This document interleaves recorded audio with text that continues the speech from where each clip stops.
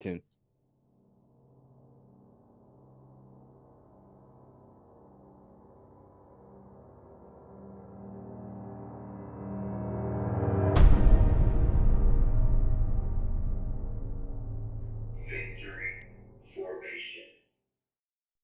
It's good people. My name is Jeff Lighty Jr. with the Black Boss Channel and Victory Formation. Thank you guys for tuning in. Be sure to hit the thumbs up button, like, share, subscribe, and the notification bell because we upload every single day. And I bring you right here on the Jeff Lighty Jr. YouTube channel all things HBCU football, all things, particularly the SWAC, but I'm starting to expand a little bit as well. Well, there was shout out to one of my Twitter followers who brought this to my attention, and he knew I would catch something if I watched the first 5 minutes of the latest episode of 21st and Prime. Shout out to Samad Drake. Samad Drake let me know. He said, hey, you need to go check out 21st and Prime, Deion Sanders, Coach Prime's podcast. And he's like, the first 5 minutes, you're going to catch something. You're going to catch something in those first 5 minutes. I was like, all right, let me go. Because I never really watched 21st and Prime. I don't watch it very often. But in the first 5 minutes, there were so many gems. And one of those gems is potentially the highest graded tight end recruit in the history of high school football, as far as recruiting rankings go, could potentially end up at Jackson State. His name is Eric Gilbert. Eric Gilbert, who came out of the state of, I want to say he played high school football in Marietta, Georgia. He played high school football in Marietta, Georgia. He enrolled in 2020 to LSU. He played in 8 games at LSU and dominated, had a really good freshman season, but decided to transfer. We know LSU was going through some changes. They had a rough season. They ended up letting Ed Orgeron go this year after the end of this year, and he transferred to Georgia, but never saw the field. And let me just play for you what Coach Prime said in regards to recruiting one, and then Eric Gilbert. I think specifically, this is not me knowing any inside sources or anything, but what I think was about Eric Gilbert right here. So let me make sure you guys can see it. Let me pull that up. This is Coach Prime's show, 21st and Prime, and let's take a listen. Make sure, let me know if you can hear. Let me know if you can hear what he's saying. All right, fellas. I'll hit y'all back. That's how recruiting been going for us, man. We've been getting calls from everybody named Mammy. Quavo called me last week with a tight end. I can't name the school because everybody would know. We put it out there. But the big time guys, man. Whoa! So there it is. There is. It happened so fast that you might not even caught it. Coach Prime says, "Man, that's how recruiting goes." Because he was on the phone. He said, "All right, I'll talk to y'all later." He hangs up and says, that's how recruiting goes for us because we can't recruit everywhere. Our budget is small, and we'll play that clip. He said our budget is small. It's only about $15,000 is for traveling for recruiting. He said, but Quavo called me with the tight end. And I'm not going to say the school, but if I say Quavo, I say tight end, you guys can put 2 and 2 together. You guys can put 2 and 2 together about who that is. So this is how we put our investigator hats on. It doesn't take a lot, but, I like backing the stuff that I'm talking about up with facts, right? Why am I saying these things? I don't just like saying things and not having facts to back it up. So let me rewind that audio because it's only about 30 seconds. I'm going to rewind it and play for you, and then I'm going to get to the facts on why I think this guy that he's talking about is Eric Gilbert. Let's take a listen. All right, fellas. I'll hit y'all back. All right. That's how recruiting been going for us, man. We've been getting calls from everybody named Mammy. Quavo called me last week with a tight end. I can't name the school because everybody would know. We put it out there. But the big time guys, man. Everybody's trying to jump in. And we got one more big one I think we're going to announce on signing day. So did you guys catch it? Please let me know in the chat. Please let me know in the comments that you caught it. Quavo hit him up with a big-time tight end, and they're going to get one more big one come National Signing Day. Now, who that is, I don't know. I have no idea who that is. But let's get to the Quavo part, and then we'll dive back into Coach Prime and the show, the 21st and Prime. So let's go over to Mr. Quavo, his Instagram. Now, there was a college football team that recently won the College Football Playoff National Championship, and that college football team happens to go by the Georgia Bulldogs. It says National Champions UGA, and this is Quavo photoshopping his face onto a Georgia player holding up the national championship trophy. Why does this matter? It doesn't really matter at all. Georgia, congratulations to them. They won the college football playoff, but we're not here to talk about Georgia. We're not here to even talk about FBS football. We're here to talk about Jackson State. We're here to talk about HBCU football. I just want to give you some more context to make sure we're building up to something. I promise you we're going to get there. So this is Quavo in Indianapolis. When Georgia wins the national championship, you see he's happy, he's cheesing, he's smiling, he's loving every bit of it. Look at the ice. Look at him. Make sure you guys see the diamond grills. Look at the ice in Quavo's mouth, man. He's having a good old time. The championship game was played. Look at the ice, man. The championship game was played in Indianapolis. Quavo probably took the private jet up to Indianapolis to watch the Georgia Bulldogs bring home their first championship in 41 years, something like that, since Herschel Walker. So I think it was 31 years, their first championship in over 30 years. Quavo's hanging out with the Georgia faithful. He was in the locker room. That pack hit, the Bama pack. You know what I'm saying? They doing all this stuff. So why am I telling you all of this? So this lets you know that the Quavo ties to the University of Georgia run deep. The Quavo ties to the University of Georgia run deep. The Quavo ties to the University of Georgia run deep. So why does any of this matter? Well, it really doesn't, but I just want to let you know that Quavo is ultimately very much plugged in to what takes place at the University of Georgia. You see he's on the field. You see he's in the locker room. You see he's hanging out with the players. You see all of this stuff. Like this is what he does. He is a Georgia guy. He's from Atlanta. He loves the University of Georgia. So he's connected to that Georgia program. Why does any of this matter? Well, there was a young man by the name of Eric Gilbert. I'm going to show you Eric Gilbert's high school 24/7 profile. This was Eric's high school 24/7 profile. He was the number 1 tight end in the country. He was the number 5 player in the country. And he was the highest ranked tight end recruit in the history of recruiting services. Let me repeat that. He was the highest ranked tight end recruit in the history of recruiting services. The highest ranked tight end recruit, composite ranked number 5. He was the Georgia Gatorade Player of the Year as a tight end. He's 6'5", 250 pounds. 6'5", 250 pounds. This is his name. His name is Eric Gilbert. He was every kind of All-American in the history of the world. He, like I said, the highest ranked tight end recruit. So I'm showing you all this. All that says enrolled. He enrolled at LSU in 2020. Right after LSU won the national championship, he decided to go to LSU. And let's read about Mr. Eric Gilbert. He eventually, after his freshman year, he transferred from LSU and went to Georgia, where he was from.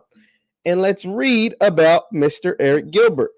It says Kirby Smart updates the status of Eric Gilbert. Kirby Smart provided an update on Georgia wide receiver. When he got to Georgia, they converted him to wide receiver because they had the Brock Bowers kid, who was a true freshman and probably the best tight end in the country. They had him. They had the big number 0. I can't think of his name. He was a really good tight end. So they transitioned. They need help at receiver. Georgia didn't have the most dynamic receivers, and they needed some help at the receiver position. So they transitioned him to the receiver position. It says Georgia has averaged 38 points per game. This article was written in October, by the way. Georgia's averaged 38 points per game on offense this season, though, through 7 games under the helm of offense coordinator Todd Monken, blah, blah, blah. That's without George Pickens, without JT Daniels, and without their starting right guard. And, of course, it has been without the most talked about offseason additions in the sport of college football, Eric Gilbert. Gilbert has been away from the team since the start of fall camp back in August, dealing with personal issues. Kirby Smart provided an update on Georgia wide receiver Eric Gilbert on Tuesday. And this was back in October. He says, quote, he still's continuing his journey, and we're still staying in communication with him. Everyone is pulling for Eric Gilbert. Smart said of Gilbert back in August that Gilbert was dealing with some personal issues. Quote, Eric is dealing with some personal issues. We love him. Our thoughts and prayers are with him, and we hope to get him back soon. So that was the last we had heard about Eric Gilbert. But let me tell you why this matters if you're a JSU fan. Let me tell you why this matters if you're an HBCU fan. And let me tell you why this matters if you pay attention to football on the SWAC. It says in 8 games, this is when this young man was a true freshman. In 8 games as a true freshman, Gilbert racked up 368 yards and 2 touchdowns on 35 catches. Gilbert's productions met the expectations of those who saw him coming out of high school. He was a very productive player in an LSU offense in the fall of 2020. This isn't the LSU offense that had Jamar Chase and that had Justin Jefferson and that had Joe Burrow. This was an LSU offense that was, subpar. And he picked up 35 catches, over 350 yards, and a couple of touchdowns. So he met expectations as a freshman. The talent is still there. I'm saying all that to say what? The talent is still there. Coming out of high school, he met those expectations. Obviously, LSU was lackluster. Obviously, so much lackluster that they fired their head coach in Ed Orgeron. And now they went out and got country bumpkin Brian Kelly, who's trying to be, a dude's from Boston, trying to act like he got a Louisiana accent. And so I'm saying all that to say what? The young man is still talented. And if you heard Coach Prime in the first 30 seconds of his latest podcast that came out January 20th, let's just check the date on today. That's today. He says Quavo, who is connected to the what program? The University of Georgia football program. Quavo has called me about a tight end. Quavo has called me about a tight end, trying to get him in here. Called me last week about a tight end. Now, what program would Quavo know about a pretty good tight end? I think it's the University of Georgia. So I'm not saying Eric Gilbert is going to be a member of Jackson State this fall. All I'm saying is that there's a potential that Eric Gilbert could be a part of Jackson State this fall. And hopefully I gave you adequate evidence to think possibly the same. So if we see Eric Gilbert on the sideline at 1400 Lynch Street down in Jackson, Mississippi, just know who told you first. That's all I ask, is just know who told you first. Let's listen one last time, and then we're going to listen a little more about Coach Prime and his recruiting strategy, because he talks about it here as well. Be sure to hit the thumbs up button, guys. Thumbs up, thumbs up, thumbs up. Thank you guys so much. But let's take a listen to Coach Prime once again, talking about Quavo hitting him up about a potential tight end recruit. Let's listen. All right, fellas. I'll hit y'all back.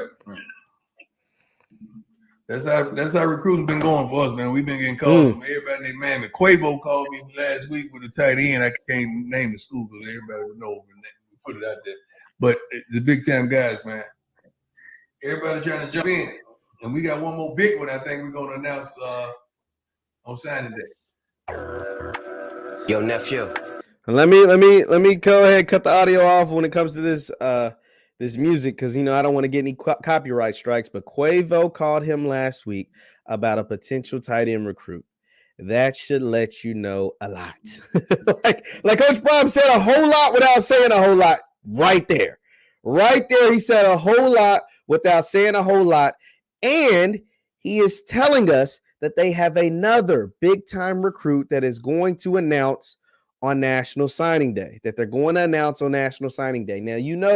guys, we've been following who we think's committing, who could possibly commit. We've been right on some, we've been wrong on others. Hey, but it's really just a guessing game. I'm not Nostradamus. I'm not perfect, but the Eric Gilbert nugget, he just dangled that in front of us. That was easy for me to catch. As soon as I heard that, I was like, yo, Eric Gilbert. Oh, my God. Because I kind of knew the back history about Eric Gilbert not playing a snap for Georgia this year, having to step away from the team for personal reasons. I don't know what those personal reasons are, and I wish him the best. But as soon as he said a tight end recruit, Quavo, and called us, I was like, yo, that's Eric Gilbert. Yo, that could potentially, be the highest ranked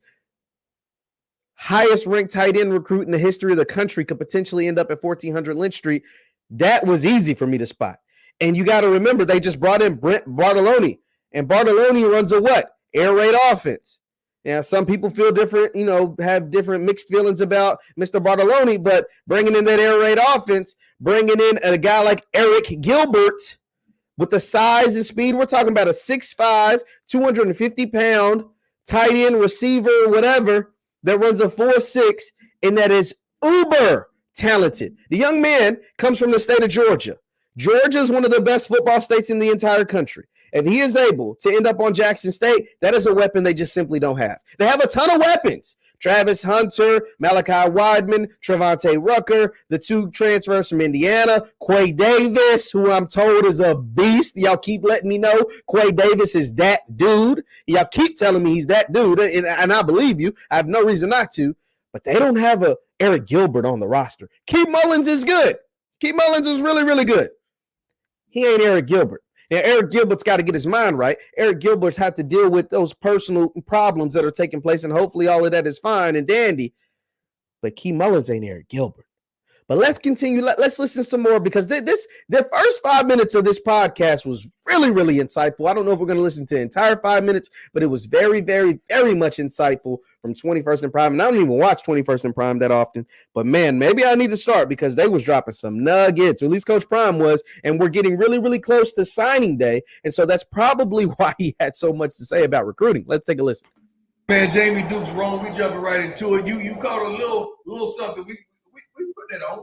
That's a little bit of how the game works. Gilly and Wallow probably are my 2 best recruiters in the country. We get calls from everywhere kids want to go, and they fill in the Jackson. So it sounds like, I'm gonna have to stop this periodically so we don't get a copyright strike. But it sounds like, that beginning nugget that we've listened to a couple of times already, that was potentially either Gilly and or Wallow. It was either Gillian or Wallow. It sounds like he'd taken that phone call from, and that's why he gave him a little shout out, saying Gillian and Wallow are 2 of our best recruiters in the country. And we've seen Gillian and Wallow on several at a few games at Jackson State on the sideline. Hell, even Gilly got a penalty at the Orange Blossom Classic last season, so that was also pretty funny to watch. But let's continue to listen. They feeling what we're doing. They want to continue to sit up, because that's we're trending up right now. Absolutely. And this is, I think, the last recruiting weekend is next weekend. So you got to bring those last guys in that you want to impress, that you want to influence, that you want to guide to the next level. So the next weekend is it. And that's big, because he's right. Signing day is February 2nd. Signing day is February 2nd. So you got this weekend for official visits. I know, shout out to Grambling. They've been really helpful with me. I know they had some official visits this weekend. It's the same at Jackson State. It's the same at FAMU. It's the same at Southern. It's the same at Mississippi Valley. It's the same at all of them. You got official visits this weekend. Last weekend, like he said, is the last official recruiting weekend. Some of the top players are at some of these last all-star games, like the Polynesian Bowl. We know Kevin Coleman, Harold Perkins, Travis Hunter, Shamar Stewart. I don't know if Shamar's actually at the Polynesian Bowl, but a few of those top recruits are down there at the Polynesian Bowl at their last big time all-star game. And then a lot of those guys will enroll in school on Monday. They'll be down at Jackson. The Jackson State guys will be down in Jackson on Monday, and so on and so forth. So that's what he's referring to when he says it's the last recruiting weekend next weekend before National Signing Day on February 2nd. So we get told everybody right now. I didn't know that's how it happened. Is that how it happens? They hand deliver them to you and they ask, or is this is this a Jackson State privilege? Now, Coach Prime, we give Coach Prime a lot of props, but he damn sure knows what he's doing. He damn sure knows that he is that dude. Like, there's no mistakes that Coach Prime knows. Like, yo, I'm the guy. Like I'm the guy, and he's about to let us know right here. This is a Jackson State privilege. This is a blessing when you've done what you need to do. Stop. I'm just saying it right. Like when you built the brand. Yeah, so Jamie cuts him off, which he should have, because Jamie understands this ain't just the Jackson State thing. And Coach Prime gonna let us know this ain't just the Jackson State thing. This ain't just, this wasn't happening at Jackson State before Prime. And so he understands this is a Prime thing. You're going to give some answer. You built the brand because they be running to Southern or someplace else. But how this got started? No, they wouldn't be running to the HBCUs. Let's get that straight. That's the point, but that's what he's asking. Talk that talk, Coach. Talk that talk. Y'all know I'm about uplifting all the HBCUs. Y'all know I love talking about Southern. I just had Jatari Carter on our platform earlier today. Y'all know I love talking about everybody else besides Jackson State. Grambling, Valley, all these guys are welcome to come on. But Coach Prime know who Coach Prime is. Talk that talk, Coach. They wouldn't be running to no HBCUs. He said it, not me. And how Yeah, what I'm saying, we've established something that kids now feel like they have an opportunity that they can make it to the pros through us.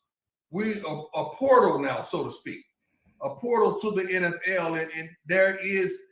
Now that's a good statement. I like that statement by Coach Prime, but that hasn't been proven yet. I will correct Coach Prime right here by saying that actually has not been proven yet. No one from NL, granted, he hasn't had a chance to get an NFL draft yet, right? Like, I get it. But it has not been proven quite yet that you will get drafted to the NFL after you attend Jackson State. Now, we all think that will happen for James Houston, but we don't know what round. He won't be a high draft pick. I can at least say that. He won't be a top, he won't be a first, and probably won't be a second rounder. James Houston probably looking at a third rounder later. And then the other guys who will be in the draft, I'm not sure if Antoine Owen gets drafted. I don't think CJ Holmes gets drafted. I don't think Al Young gets drafted. So that right there, I will stop Coach Prime and say that has not been proven yet. But let's continue on. Means and Travis Hunter has opened up the floodgates for so many HBCUs by saying the number one kid in the country said HBCU is good enough for me. So why are these other kids? What are they waiting on? So now we get 3 stars, 4 stars calling. Now, that is very true. He's right about that. Travis Hunter did do something special. Travis Hunter he definitely opened up the floodgates, and he opened up a lot of kids' eyes. Hell, the kids have admitted that. Like, they've even admitted, guys like, Kevin Coleman and others have admitted, yeah, what Travis did opened my eyes and somewhat made it cool for us to pick HBCUs, or at least allow us to know that as a viable option. Us, because we can't recruit everywhere. We don't have the resources to recruit everywhere. I think, the travel budget is like $15,000. We got that in the pocket for the travel budget for coaches to recruit, and our whole budget to facilitate, I think, is only like $3 million. Now that's big. The travel budget for recruiting is only $15,000. That's pretty big, because that ain't too much of that. That's a drop in the bucket. That ain't too much of nothing, especially when you're recruiting like Jackson State. See, a lot of HBCUs in the past recruited locally, right? Mississippi, might shoot over to Texas, might shoot down there to Florida. You know what I'm saying? But you really stayed right in that area. Jackson State, and especially Grambling. I mean, the G-men. I shout out to the G-men, because I gotta bring them up on this part. These folks are recruiting nationally. Grambling's got a pipeline to Southern California like no other. To California. They're the West Coast G-men over there. Shout out to Hugh Jackson. And Jackson State pulling cats from everywhere. So to go out and get these guys from all across the country coming from Jackson, Mississippi, it's pretty impressive when you're only working with a $15,000 traveling budget. Like for the whole entire budget, Coach, that was my old budget back in the day. So Ron. So Jamie points out something very, very interesting. Jamie said that was my budget back in the day. For those of you who don't know, Jamie Duke played high-level football. So he's saying basically the bag man dropped off $15,000 for me. And Prime was the same way. It wasn't just Jamie. It was Prime like that too. A Power 5 or PWI has probably 20 times the budget that we have at Jackson State. And he ain't lying about that at all. We looked at some of those numbers. If you're looking on my channel, Jeff Lightsey Jr., we, with Dr. Boyce, looked at the revenue, the money that comes to some of these big-time Power 5 schools, some of these big-time PWIs. We're talking about $2 to $220, $230, $240 million in revenue. $200+ million in revenue. Whew, college sports is big business. Big business. You hear me? So you got to get it out the mud. We got to. We got to go get it. We got to use you, Jamie, everybody else to recruit to call us with guys so we can find out about some of these guys that we would never be able to touch because we don't have the resources. Now, what's beautiful about that is because when you build a program like what Coach Prime has done at Jackson State, something like what Coach Willie Simmons has done at FAMU, and some of these other established coaches, at least as far as established, whether it's from their notoriety or their product on the field, and a combination of both, Hugh Jackson at Grambling, people then come to you. You don't have to exert all of your energy trying to find the next diamond. Sometimes those diamonds come knocking on your door. We had Tyson Bordeaux, a signee for Grambling, and he told us he reached out to Hugh Jackson, and Hugh Jackson offered him that scholarship, and now he's going to be a G-man in the fall of 2022. So that's the beauty behind having some cachet. That's the beauty behind having some success. That's the beauty behind having a brand and a name as well. Let's dig into what hopefully they show some of. Coach Prime had a different criteria that we heard.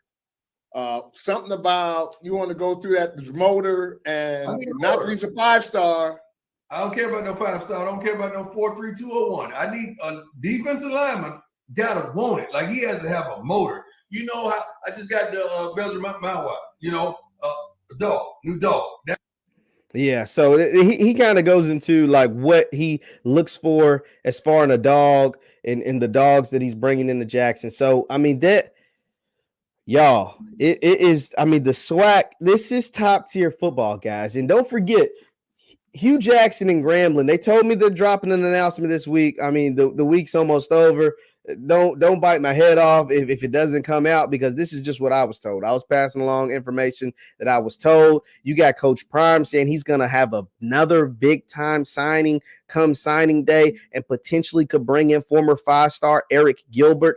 I mean, I'm just reading the tea leaves. This is no insider information, but this is going to be one heck of a signing day. I'm not even going to get into like the spring season yet, like spring football and then the fall. I'm just talking about leading up to signing day. I seen Grambling got a transfer from Arkansas. Like, it's so much going on every single day. FAMU's loading up the boats. Southern's got a guy playing in the Senior Bowl. Be sure to check out my interview with Jatire Carter as well. He's playing in the Senior Bowl. Like, we got the Legacy Bowl we'll talk about. We've got the HBCU Combine that we'll cover. There's so much going on. And if you've never been a fan of HBCU football, now is the time to be a fan. It is beautiful. It is a beautiful thing to see. But Coach Prime is the person leading the way. I'm not even going to fake the funk. Deion Sanders, Coach Prime is the one leading the way. Thank you guys for tuning in. My name is Jeff Lighty Jr. with the Black Boss Channel and Victory Formation. You can subscribe to the Black Boss Channel and my YouTube channel, Jeff Lighty Jr., for all things HBCU sports. And you can follow me on Instagram and Twitter, where I catch a lot of these different things on my Instagram at JLighty7, on my Twitter at JLighty7. Thank you guys so much for tuning in. Be sure to hit the thumbs up button on your way out, because we have a lot that is going to come between now and February 2nd. Leave your thoughts also in the comments. Who do you believe that last big fish that Coach Prime is going to get on National Signing Day? Leave your thoughts in the comments. Please let me know who you think in the comments. I'll respond to all the comments. You guys know. Thank you guys once again. My name is Jeff Lighty Jr. Hit the thumbs up button on your way out, and peace.